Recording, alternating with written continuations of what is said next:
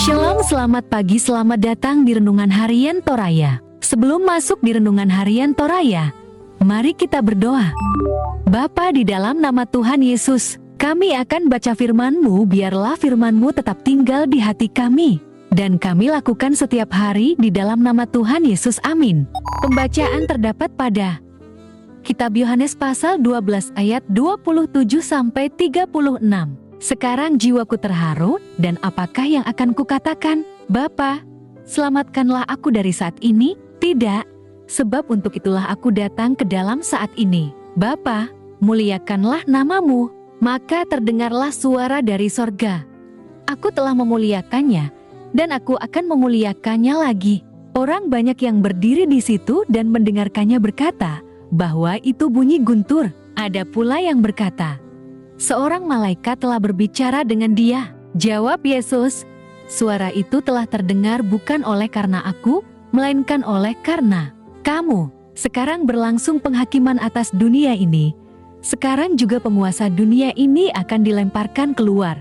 Dan aku, apabila aku ditinggikan dari bumi, aku akan menarik semua orang datang kepadaku. Ini dikatakannya untuk menyatakan bagaimana caranya ia akan mati. Lalu jawab orang banyak itu, kami telah mendengar dari hukum Taurat, bahwa Mesias tetap hidup selama-lamanya. Bagaimana mungkin engkau mengatakan, bahwa anak manusia harus ditinggikan? Siapakah anak manusia itu? Kata Yesus kepada mereka, hanya sedikit waktu lagi terang ada di antara kamu. Selama terang itu ada padamu, percayalah kepadanya, supaya kegelapan jangan menguasai kamu. Barang siapa berjalan dalam kegelapan, ia tidak tahu kemana ia pergi.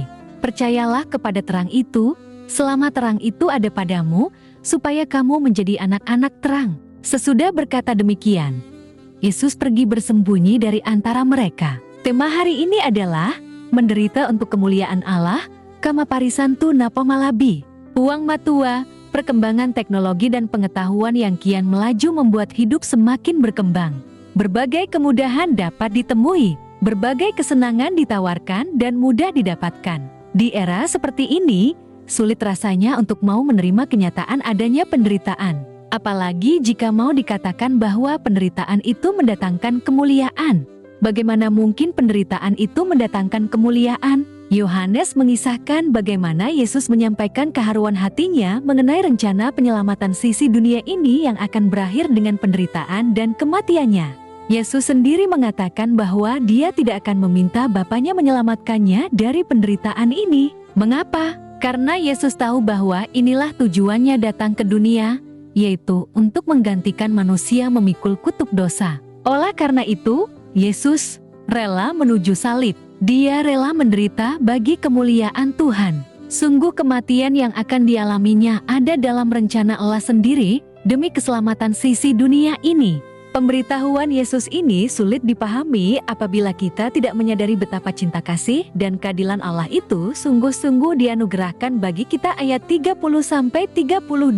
Yesus bukanlah memilih jalan kejam, melainkan karena cinta kasih-Nya yang hendak menyatakan bahwa harusnya kitalah yang tersalib, tetapi Dia menggantikan kita. Yesus tahu benar bahwa kita tidak mungkin menyelamatkan diri sendiri dari kutuk dosa. Penderitaan dan kematian Kristus bagi kemuliaan Allah tetap merupakan wujud cinta kasih-Nya bagi dunia. Melaluinya kita dirangkul ke dalam kemuliaan Allah. Kita juga mungkin akan mengalami penderitaan untuk merengkuh sesama mengalami kemuliaan Tuhan. Karena itu ingatlah bahwa Kristus telah lebih dahulu mengerjakan semua itu. Kristus Sang Terang sejati akan terus memandu kita berjalan menerangi kegelapan dunia ini, dan kita akan terus mengalami kemuliaan Allah yang menyelamatkan. Amin.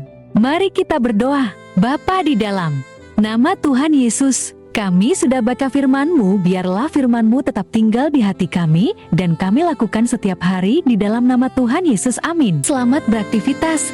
Tuhan Yesus berkati, amin.